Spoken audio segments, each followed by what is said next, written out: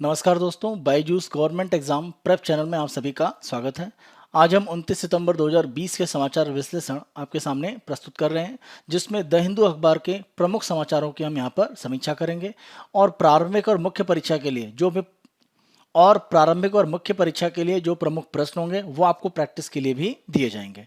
हम अपनी पहली न्यूज़ पर आते हैं और ये हमारा एक एडिटोरियल का पार्ट है, जिसमें वैश्विक स्तर पर अगर हम देखें तो मल्टीलेटरलिज्म यानी जो बहुपक्षवाद है उसको लेकर एक जो गिरता हुआ पक्ष दिखाई पड़ रहा है, उसके संबंध में यहाँ पर समीक्षा की गई है। वैश्विक स्तर पर अगर किसी एक देश का वर्चस्व रहता है या एक देश के समर्थक जो देश हैं उनका वर्चस्व रहता है, तो ये वैश्विक स्थिति में एक तरह से शांति की जो संभावना है उनको कहीं ना कहीं कमजोर करता है। आप सभी देखें, दूसरे विश्व युद्ध के बाद 1945 से अगर हम 1991 तक की स्थिति को देखें, जब एक तरह से दुनिया में शीत युद्ध की स्थिति बनी हुई थी। अगर हम शीत युद्ध के पार्ट पर देखें तो यहाँ दुनिया में बहुपक्षवाद की जगह एक तरह से आप कह सकते हैं दुनिया दो धड़ों में बटी हुई थी। एक का यूएसए नेतृत्व कर रहा था और एक का नेतृत्व कर रहा था उस समय का सोवियत संघ, और दुनिया के ज्यादातर देश इन समूहों में एक तरह से शामिल हो रहे थे, यूएसए के साथ या सोवियत संघ के साथ। जो दोनों से बराबर दूरी रख रहे थे उन्होंने गुटनिरपेक्ष या नॉन अलाइंड मूवमेंट नाम से अलग एक तरह से अपना समूह बना रखा था। तो वैश्विक स्तर पर आप देखें, अगर आज की स्थिति से तुलना आप करें 1945 और 91 के समय का, तो कहीं ना कहीं उस समय में बहुपक्षवाद तब भी दिखाई पड़ता था, क्योंकि कहीं ना कहीं सोवियत संघ और उसके साथ साथ यूएसए और जो नाम के रूप में जो एक संगठित देश थे वो मिलकर बहुपक्षवाद को आगे बढ़ाते थे। 1991 के पार्ट पर जैसे ही सोवियत संघ का विघटन हुआ और उसमें से रूस एक प्रमुख देश के रूप में निकला, यूएसए ने एक तरह से वैश्विक स्तर पर अपना वर्चस्व बनाया। इससे कहीं ना कहीं बहुपक्षवाद को, मल्टीलेटरिज्म को एक बड़ा झटका लगा और लंबे समय तक यूएसए एक तरह से मोनोपोली बनाकर रखा। अगर हम सन 2000 के बाद देखें तो आर्थिक और सामरिक रूप में जिस तेजी से चीन ने अपने आप को वैश्विक स्तर पर आगे बढ़ाया है, इसने कहीं ना कहीं अमेरिका का एक जो कह सकते हैं एकाधिकार था उसको चुनौती दी। और उसी के साथ साथ आप देखें रूस ने भी आर्थिक रूप में, अगर आप ना भी कहें, सामरिक रूप में अपने आप को जरूर मजबूत किया है।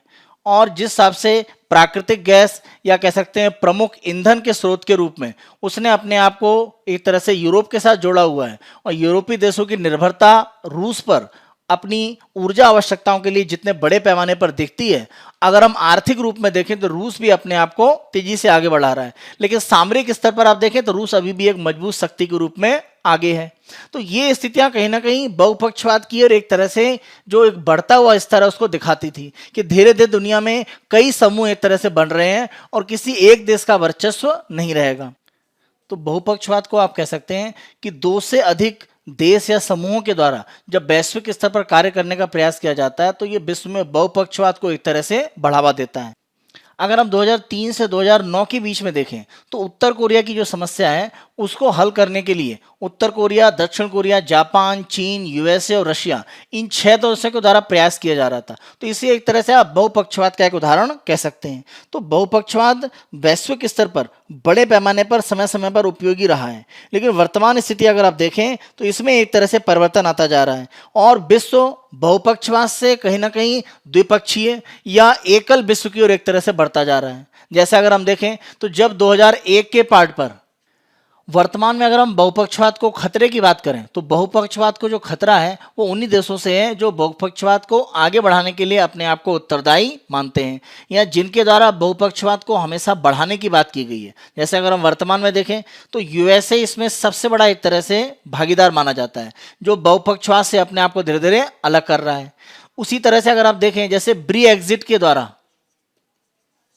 ब्रेक्जिट क्या था कि ब्रिटेन ने अपने आप को यूरोपीय संघ से अलग कर लिया। तो यूरोपीय संघ से जब ब्रिटेन अलग हुआ तो यूरोप की पूरी एक जो एकता थी उसको एक तरह से खतरा हुआ, क्योंकि जब यूरोपीय संघ बनाया गया तो उद्देश्य यह था कि पूरे यूरोप को आर्थिक और सामरिक स्थान पर एकीकृत किया जाए। तो ब्रिटेन ने जब यूरोपीय संघ से अपने आप को अलग किया तो कहीं ना कहीं बहुपक्षवाद का एक जो पक्ष था उसको कमजोर करने का प्रयास यहाँ पर हुआ।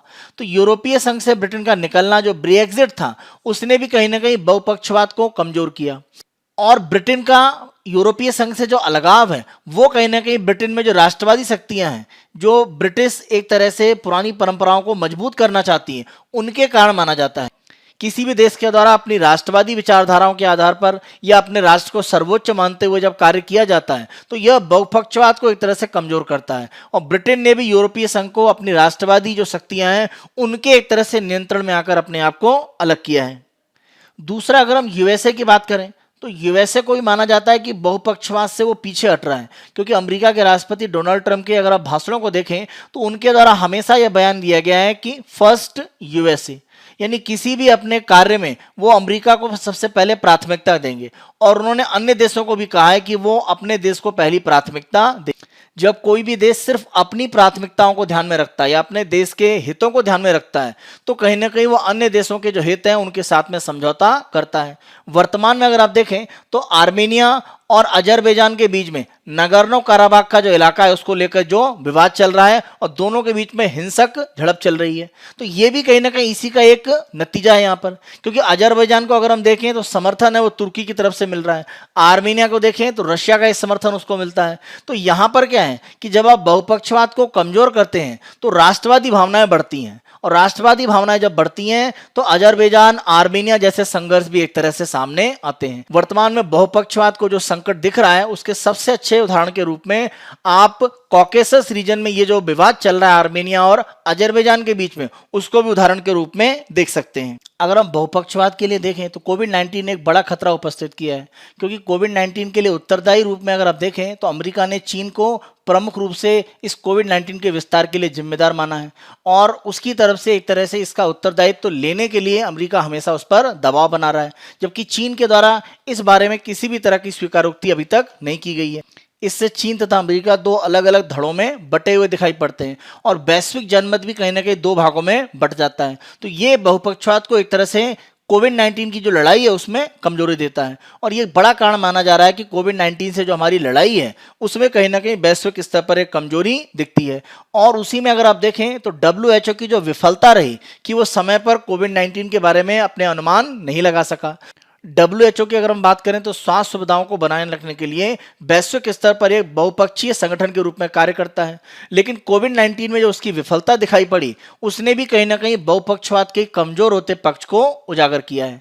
अगर हम तुर्की की बात करें तो तुर्की के साथ भी समस्या यहाँ पर दिख रही है। जिस तरह से तुर्की ने अपने आप को वर्तमान में जो भूमध्य सागर का इलाका है वहां पर मजबूत करने का प्रयास किया है, खासतौर पर अगर आप देखें तो ग्रीस के साथ जो उसका विवाद चल रहा है, तो ग्रीस के साथ विवाद में ऐसे इलाकों में वो समुद्र के क्षेत्र में खनन करना चाहता है जिन पर ग्रीस की तरफ से नियंत्रण माना जाता है। तो तुर्की के द्वारा ग्रीस से अपने जो संबंध हैं उनमें तुर्की काफी तेजी से अपने आप को आगे बढ़ा रहा है। तुर्की के राष्ट्रपति एर्डोगन की बात करें तो उनके द्वारा जिस तरीके से तुर्की में राष्ट्रवाद को आगे बढ़ाने का एक प्रयास किया जा रहा है उसी कड़ी में भूमध्य सागर में वो ग्रीस के खिलाफ एक तरह से दिखाई पड़ रहे हैं। एक दूसरा पक्ष अगर हम देखें तो जो समझौता इजराइल और अरब देशों के बीच में हो रहा है, जैसे बहरीन और यूएई के साथ में तुर्की के द्वारा इसका विरोध किया जा रहा है, तो ये स्थितियां कहीं ना कहीं बहुपक्षवाद का एक जो स्वरूप विश्व में बन सकता है उसके खिलाफ होता हुआ दिखता है।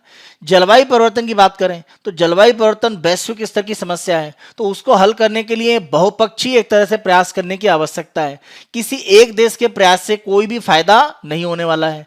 अब संयुक्त राष्ट्र संघ के अपने संबोधन में अमेरिका के राष्ट्रपति की तरफ से कहा गया है कि चाइना जो भी इस समय कार्बन का उत्सर्जन कर रहा है वो अमेरिका से लगभग 2 गुना है। तो कहीं ना कहीं कार्बन उत्सर्जन की जिम्मेदारी या उसको कम करने के लिए जो उत्तरदायित्व है वो ज्यादा से ज्यादा चीन पर डालने के लिए प्रयास कर रहे हैं। तो जब आप किसी एक देश पर इस तरह से दबाव बनाते हैं तो यह बहुपक्षवाद की भावना के खिलाफ होता है। जलवायु परिवर्तन जिस पर तात्कालिक काम करने की आवश्यकता है उसको लेकर देशों के बीच में मतभेद सामने आ जाते हैं, और ऐसी स्थिति में जलवायु परिवर्तन पर कार्य करना उतना आसान नहीं होगा।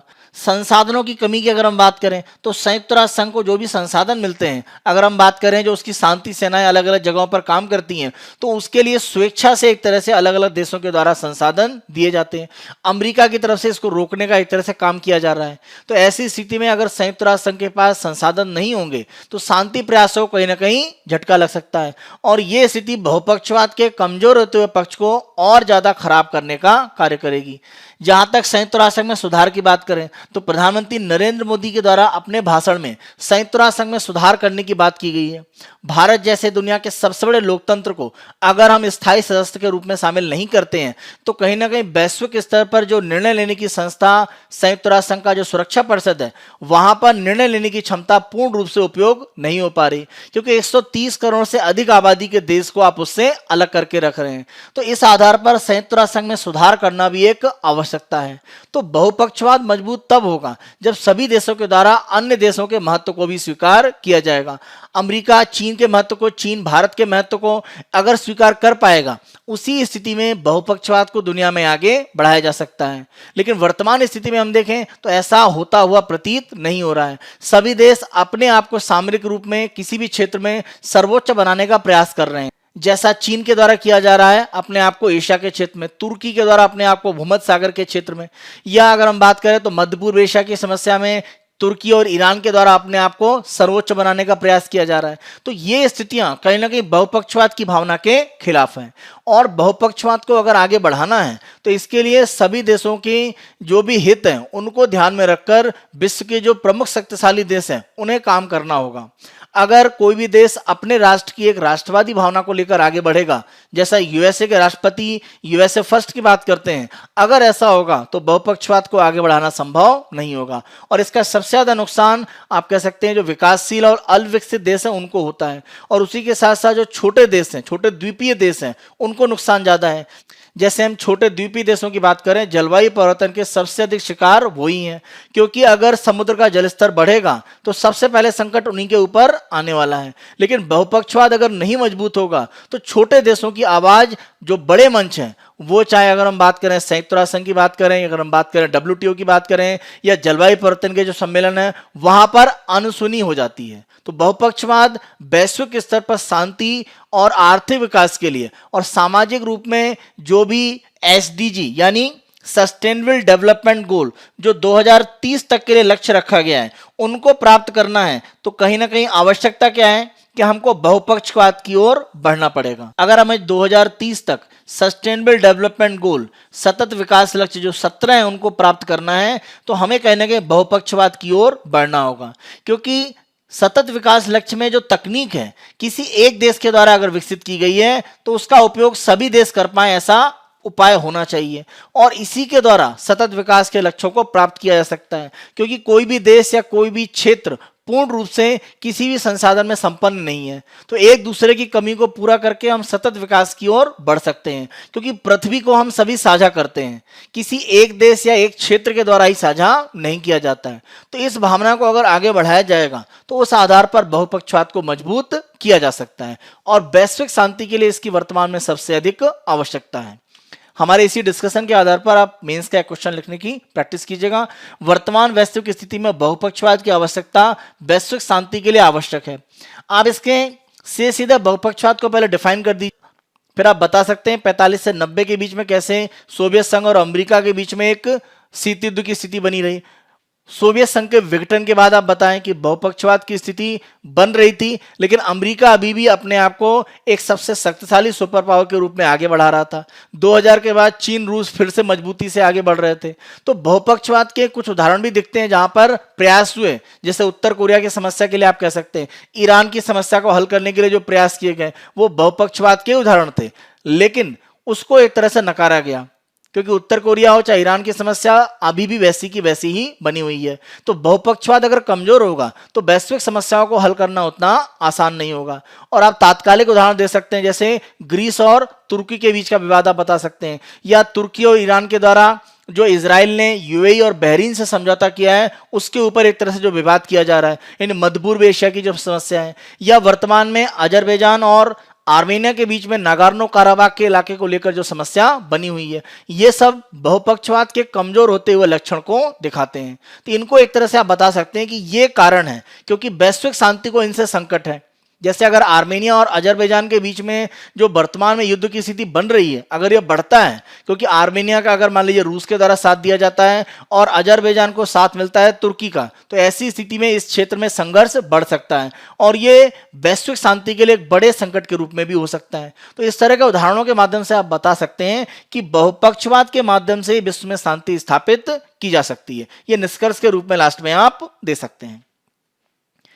नेक्स्ट न्यूज पर आए तो ये एनएसडी के द्वारा कोविड-19 के बाद एक पहला प्ले करने की यहां पर एक न्यूज है। तो हमारे लिए प्री का क्वेश्चन बनता है NSD, national school of drama, राष्ट्रीय नाट्य विद्यालय।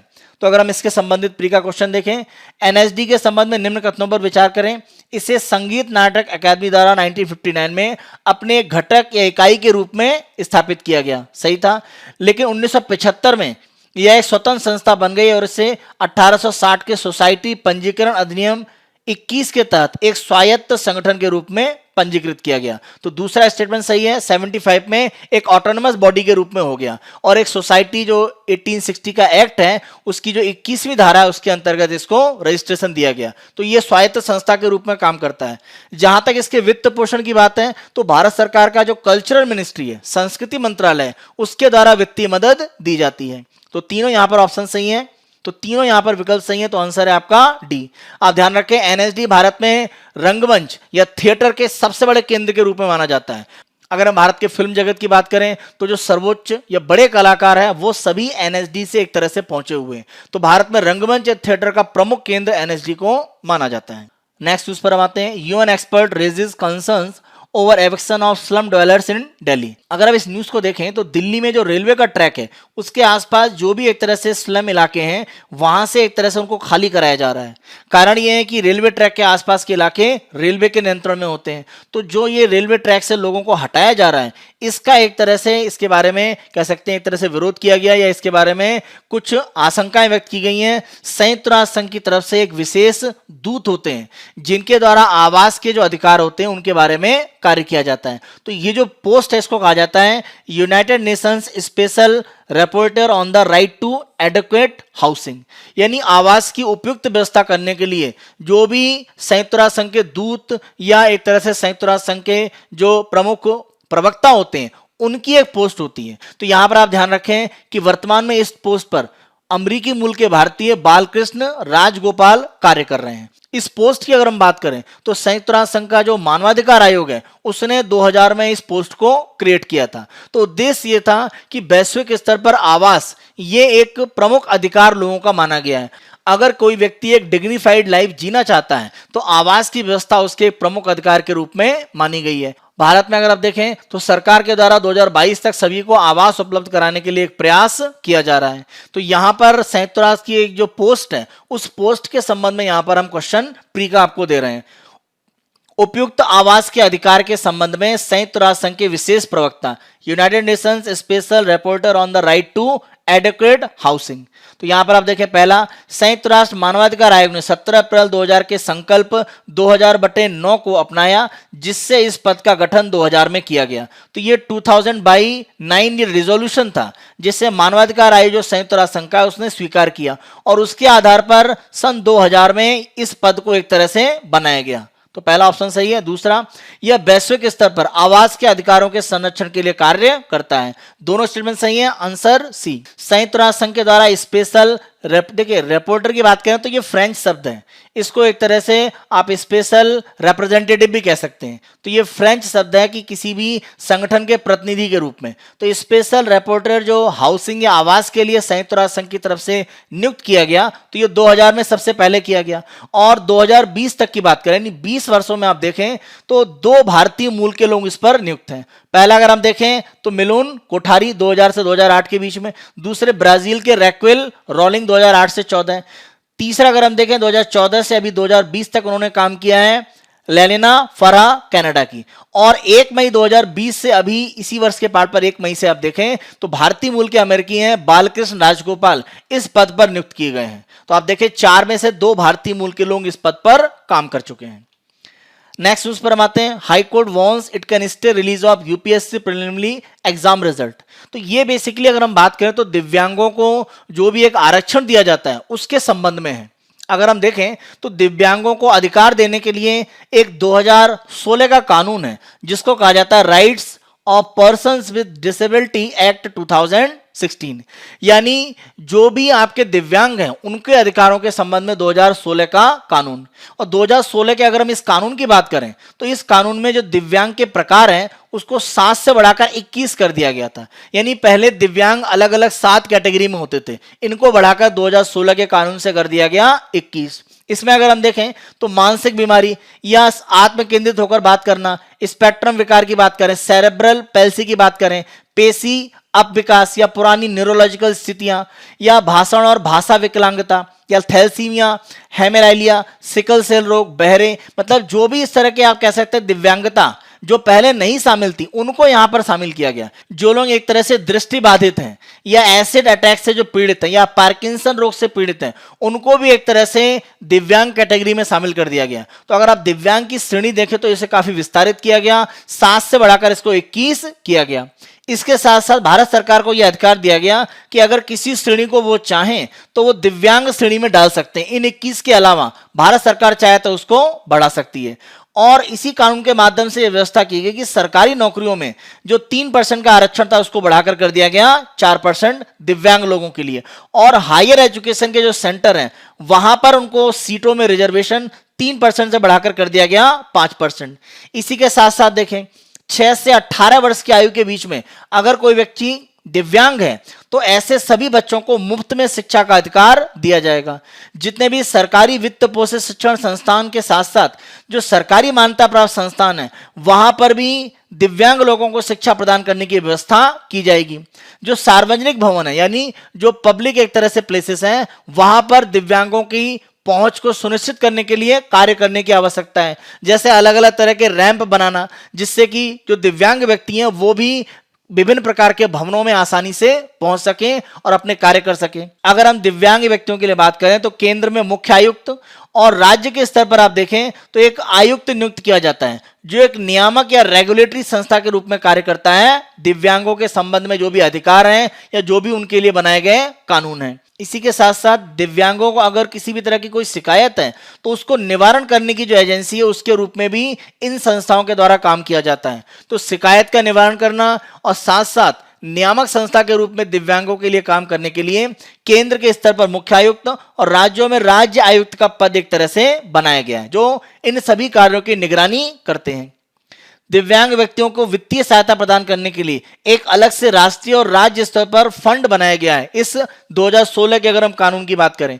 और दिव्यांग व्यक्तियों पर अगर हम देखें तो संयुक्त राष्ट्र संघ की तरफ से एक कन्वेंशन है, यह दिसंबर 2006 में महासभा यानी जनरल असेंबली के द्वारा स्वीकार किया गया। जहां तक इसके लागू होने की बात करें तो मई 2008 से यह वैश्विक स्तर पर लागू कर दिया गया। यानी संयुक्त राष्ट्र संघ की आम सभा की तरफ से दिव्यांगों के लिए एक कन्वेंशन स्वीकार किया गया है, यानी उनके जो अधिकार है उनको वैश्विक स्तर पर स्वीकार कराने के लिए संयुक्त राष्ट्र संघ की तरफ से प्रयास किए गए हैं। तो इसी कंसर्न में हम अपना दिव्यांगों के जो अधिकार हैं उनको लेकर एक प्री का क्वेश्चन देखते हैं। दिव्यांग व्यक्तियों के अधिकार 2016 के संबंध में निम्न कथनों पर विचार करें। फर्स्ट पॉइंट में देखते हैं rights for people with disability अधिनियम 2016 यानी दिव्यांग व्यक्तियों के अधिकार अधिनियम 2016 में लागू किया गया जो जीवन के विभिन्न पहलुओं शैक्षिक, सामाजिक, कानूनी, आर्थिक, सांस्कृतिक और राजनीतिक में दिव्यांग लोगों के अधिकार और सम्मान को बढ़ावा देता है। तो हर क्षेत्र में एक तरह से उनके लिए अधिकार दिए गए हैं इस 2016 के अधिनियम द्वारा। दिव्यांगों के प्रकार 7 से बढ़ाकर 21 कर दिया गया है, सही स्टेटमेंट है।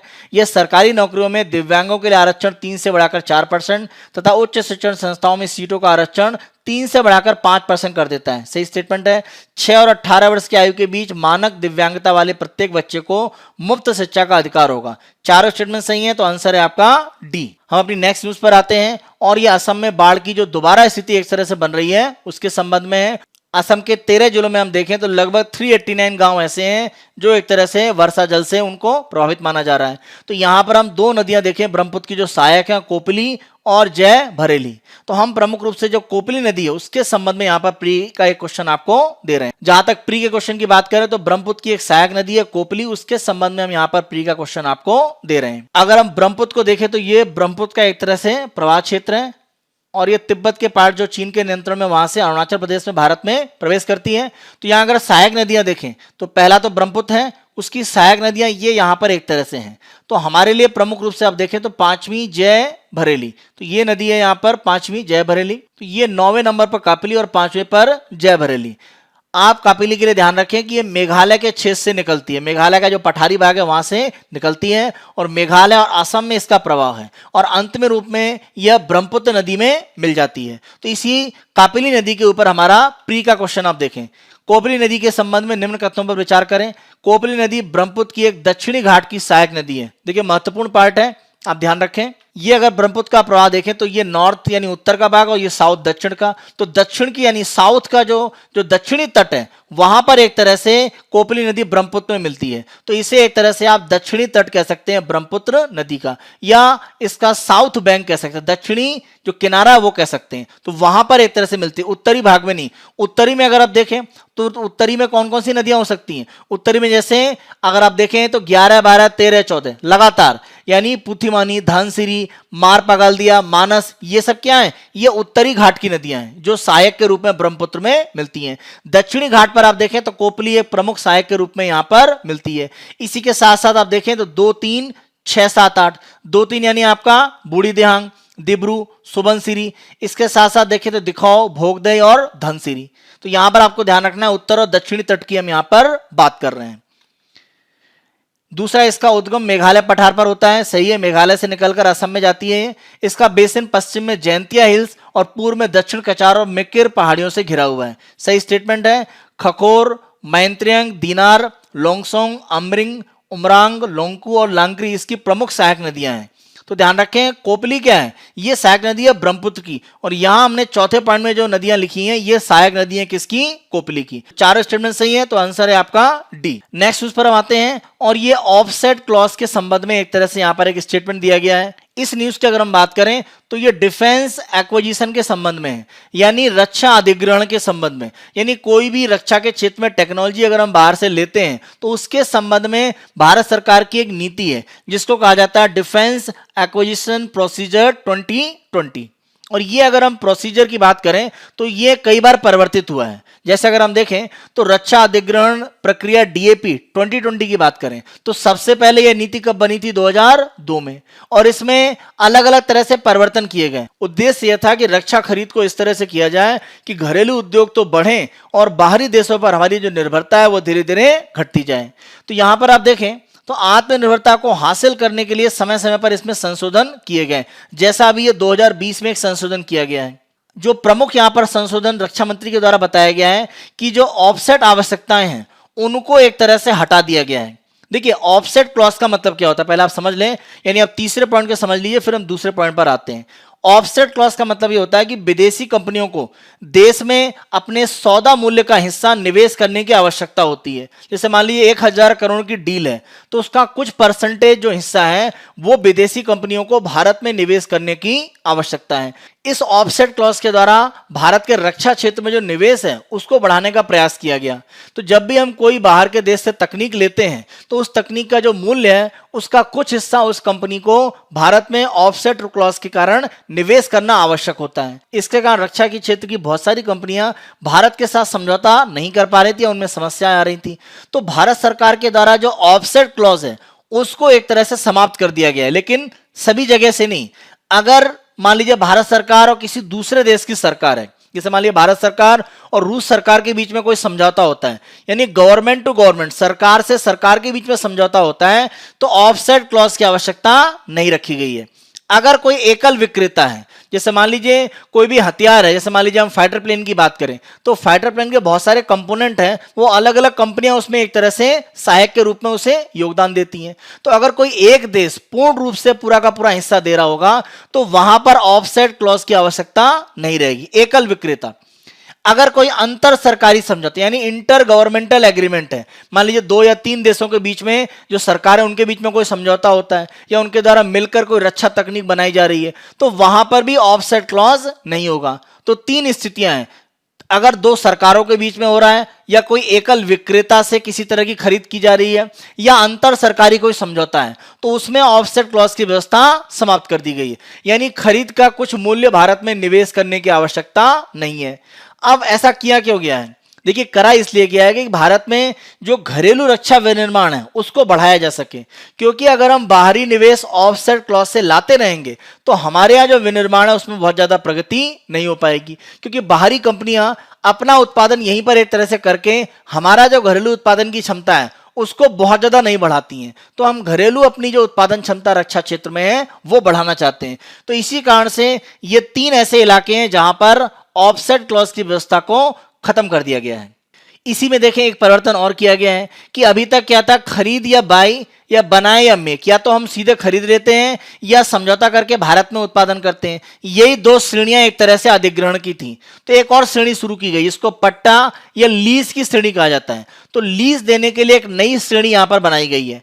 अब लीज कौन से हथियारों की ली जाएगी? जैसे मान लीजिए हमें अपने फाइटर पायलट को ट्रेनिंग देने के लिए कोई सिमुलेटर की आवश्यकता है। तो सिमुलेटर क्या है? सिमुलेटर का युद्ध में उपयोग तो होता नहीं है, इसका उपयोग तो फाइटर पायलट को ट्रेनिंग करने के लिए होता है। तो सिमुलेटर को हम किसी देश से लीज पर ले सकते हैं।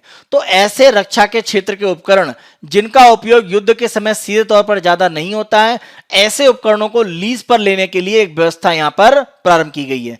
तो वो सैन्य उपकरण जिनका उपयोग परिवहन बेड़े, ट्रेनर, सिमुलेटर जैसी वास्तविक युद्ध में उपयोग नहीं किए जाते हैं, वैसे उपकरणों को लीज पर लेने के लिए सरकार ने एक व्यवस्था यहां पर बना दी है। इसी हमारे रक्षा अधिग्रहण की जो प्रक्रिया 2020 में संशोधन किया है उसके संबंध में हमारा प्री का क्वेश्चन आप देखें। रक्षा अधिग्रहण प्रक्रिया 2020 के संबंध में निम्न कथनों पर विचार करें। पट्टा या लीज एक नए माध्यम के रूप में इसमें शामिल किया गया है जिसका उपयोग युद्ध में अधिक प्रयोग नहीं होने वाले उपकरणों के लिए किया जाएगा। जैसे सिमुलेटर की आप बात करें या ट्रेनर जो एयरक्राफ्ट है उनकी बात करें। सरकार से सरकार के मध्य एकल विक्रेता द्वारा तथा अंतर सरकारी रक्षा समझौतों में से ऑफसेट क्लॉज की व्यवस्था समाप्त कर दी गई है। तो ये दोनों यहां पर सही है, तो आंसर है आपका सी। नेक्स्ट न्यूज पर आते हैं और इसके बारे में हम कल भी डिस्कस कर चुके हैं। आर्मेनिया अजरबैजान के बीच में जो डिस्प्यूट चल रहा है, देखिए आर्मेनिया अजरबैजान के बीच में अगर आप देखें तो मैप के थ्रू इसे आप आसानी से समझ सकते हैं। अगर हम यहां पर अजरबैजान और आर्मेनिया इन दोनों की बात करें तो अजरबैजान अगर हम देखें तो एक तरह से मुस्लिम डोमिनेटेड कंट्री है। आर्मेनिया की बात करें तो क्रिश्चियन डोमिनेटेड कंट्री है। तो ये इस क्षेत्र में अगर हम देखें तो पहले विश्व युद्ध के पहले भी एक बड़े पैमाने पर यहां पर दोनों के बीच में संघर्ष की स्थिति बनी रहती थी। तो अगर हम नागोर्नो काराबाग के इलाके की बात करें तो ये इलाका है जरूर अजरबैजान के पार्ट पर, लेकिन यहां पर जो रहने वाले लोग हैं यानी जो जातीय समूह की बात करें तो वो प्रमुख रूप से 90% से ज्यादा कौन है? आर्मेनिया के। तो इस क्षेत्र पर आर्मेनिया अपना एक तरह से नियंत्रण मानता है, लेकिन अगर हम आधिकारिक रूप में देखें तो वर्तमान में भी इसको अजरबैजान का इलाका एक तरह से माना जाता है। अगर हम इस क्षेत्र की बात करें जो नागोर्नो काराबाग के लगता हुआ पार्ट है, तो वर्तमान में इसका जो नियंत्रण है वो नियंत्रण किसके पास है? ये आर्मेनिया के पास है। लेकिन अब ध्यान रखें कि इस क्षेत्र को अजरबैजान के इलाके के रूप में एक तरह से मान्यता दी जाती है। तो नियंत्रण में आर्मेनिया का है, लेकिन वैश्विक स्तर पर इसको माना जाता है कि ये इलाका किसका है? अजरबैजान का। और ये जो इलाका नागोर्नो काराबाग का है इसी को लेकर डिस्प्यूट है। और आप देखें तो अजरबैजान और आर्मेनिया की जो सीमा नागोर्नो काराबाग से बनती है वहीं पर एक तरह से लाइन ऑफ कांटेक्ट बनाई गई है जहां पर दोनों देश की सेनाएं एक तरह से नियंत्रण रखती हैं। तो अजरबैजान और आर्मेनिया की जो सेनाएं हैं वो इस कांटेक्ट लाइन के दोनों तरफ रहती हैं और इसी पर एक तरह से वर्तमान में युद्ध की स्थिति बन रही है। अगर हम ऐतिहासिक पार्ट पर देखें तो नागोर्नो काराबाग अजरबैजान का हिस्सा है और यहाँ की इसकी आबादी है उसमें बहुसंख्यक आर्मेनिया के लोग हैं। तो क्रिश्चियन पॉपुलेशन ज्यादा आर्मेनिया वालों की है, लेकिन नियंत्रण अजरबैजान यानी मुस्लिम डोमिनेटेड जो इलाका है उसके द्वारा किया जाता है। ये एक समस्या है। यहाँ पर दोनों जो समुदाय हैं वो एक तरह से मिलकर साथ में ही रहते थे, लेकिन अगर हम देखें 1980 के दशक में यानी अगर हम 1990-91 की बात करें तो 90-91 के पार्ट पर जैसे सोवियत संघ का पतन हुआ, सोवियत संघ के विघटन के बाद नागोर्नो काराबाग किसको मिलेगा इसको लेकर वहां पर एक मतदान किया गया। और मतदान में क्योंकि सभी लोग क्या है मैक्सिमम आर्मेनिया के लोग हैं तो उन्होंने अपने आप को आर्मेनिया के साथ जाने के लिए मतदान किया, लेकिन इस पर नियंत्रण एक तरह से किसका है? अजरबैजान का। तो अजरबैजान की तरफ से इसका विरोध किया गया और इसी कारण से युद्ध छिड़ गया जो 1994 में युद्ध विराम के बाद जाकर बंद हुआ। और युद्ध विराम के बाद से ही दोनों देश नागोर्नो काराबाग पर अपना नियंत्रण बनाना चाहते हैं। तो नागोर्नो काराबाग को अजरबैजान का हिस्सा बना हुआ है, लेकिन आर्मेनिया सरकार द्वारा जो समर्थित अलगाववादी जातीय आर्मेनियाई लोग हैं उनके द्वारा इसको नियंत्रित किया जाता है। तो अजरबैजान के रूप में इसका हिस्सा अंतर्राष्ट्रीय रूप में स्वीकार किया जाता है नगोर्नो काराबाख को, लेकिन नियंत्रित करते हैं आर्मेनिया समर्थित जो भी समूह है उनके द्वारा। आर्मेनिया बहुसंख्यक ईसाई है, जबकि तेल समृद्ध अजरबैजान, देखिए अजरबैजान की जो राजधानी बाकू जो एक तरह से कैस्पियन सागर पर पड़ जाती है, वो प्रमुख कच्चे तेल का उत्पादन इलाका है। तो अजरबैजान तेल समृद्ध देश है, बहुसंख्यक मुस्लिम है। तुर्की का अजरबैजान से घनिष्ठ संबंध है और सबसे बड़ा विवाद का कारण अब यही बन रहा है कि अजरबैजान को तुर्की का समर्थन मिल रहा है और रूस अगर देखें तो आर्मेनिया को एक तरह से समर्थन दे रहा है, जबकि रूस का अजरबैजान से भी संबंध मजबूत है। लेकिन तुर्की और रूस के बीच में जो संबंध वर्तमान में खराब चल रहे हैं, तो ऐसी स्थिति में अजरबैजान को तुर्की का और आर्मेनिया को रूस का समर्थन अगर मिलता है तो यहां पर जो स्थिति है वो और ज्यादा विस्फोटक हो सकती है। विश्व की जो भू राजनीति है उसने समस्या को और ज्यादा जटिल कर दिया है। जैसे अभी मैं डिस्कस किया तो नाटो का जो सदस्य तुर्की है उसने 91 में अजरबैजान को स्वतंत्र देश के रूप में एक तरह से मान्यता देने वाला पहला देश है, क्योंकि अजरबैजान ध्यान रखिए किसका हिस्सा था, ये सोवियत संघ का हिस्सा था। तो नए देश के रूप में जैसे ये बाहर निकला, तुर्की ने सबसे पहले मान्यता दी। और अजरबैजान में आप देखें तो तुर्क संस्कृति और आबादी का जो बड़ा क्षेत्र है वो तुर्की के साथ अपनी सभ्यता संस्कृति को साझा मानता है, और इसीलिए तुर्की के जो राष्ट्रपति एर्दोगन है वो अजरबैजान के लिए पूर्ण रूप से अपना समर्थन इस समय दे रहे हैं। इसके अलावा ध्यान रखें कि तुर्की का आर्मेनिया के साथ कोई आधिकारिक संबंध नहीं है। 1993 में तुर्की ने नगोर्नो काराबाख पर युद्ध के दौरान अजरबैजान के समर्थन में आर्मेनिया के साथ अपनी सीमा को बंद कर दिया था। अगर आप मैप को देखें यहां पर, तो ये जो सीमा का पार्ट है, यानी तुर्की के साथ आर्मेनिया की जो सीमा लगती है, इसको 93 के युद्ध में तुर्की ने बंद कर दिया था। तो कहीं ना कहीं तुर्की का जो समर्थन है वो अजरबैजान के साथ बना हुआ है और आर्मेनिया का रूस के साथ में। इसका प्रमाण आप देखिए कि आर्मेनिया में रूस का एक सैन्य अड्डा, एक बेस आर्मी का वहां पर उपस्थित है। तो ये कहीं ना कहीं स्थिति को आने वाले समय में और ज्यादा संकट वाली बना सकता है, अगर तुर्की और रूस की तरफ से समस्या को हल करने के लिए शांति की जगह पर युद्ध के रूप में जो रास्ता है उसको अपनाने का प्रयास किया जाता है। तो ये कहीं ना कहीं कॉकेसस का जो इलाका है वहां पर एक बड़े संकट की कह सकते हैं संभावना दिखाई पड़ रही है। तो यहां पर हम मैपिंग के बेस पर एक क्वेश्चन आपको यहां पर देने वाले हैं। देखिए, निम्न कथनों पर विचार करें। आर्मेनिया की सीमा तुर्की, जॉर्जिया, ईरान तथा अजरबैजान से बनती है। और दूसरा, अजरबैजान की सीमा तुर्की, जॉर्जिया, ईरान, रूस तथा आर्मेनिया से बनती है। देखिए, हम यहां पर मैप को देखते हैं। देखिए, जब हम बात करते हैं आर्मेनिया की, तो आर्मेनिया की सीमा देखें अजरबैजान से तो बनती है, उसके अलावा जॉर्जिया से है, इसके अलावा सीमा बनती है तुर्की से, और साथ साथ अगर हम देखें तो कुछ सीमा का इलाका किससे बन जाता है, ईरान का। ईरान, तुर्की, आर्मेनिया, जॉर्जिया, इनसे सीमा एक तरह से बनती है। तो पहला स्टेटमेंट आपका सही है कि तुर्की, जॉर्जिया, ईरान और अजरबैजान से सीमा बनती है। हम अजरबैजान वाले पर आते हैं, वहां थोड़ा सा एक पॉइंट आपको ध्यान रखना है।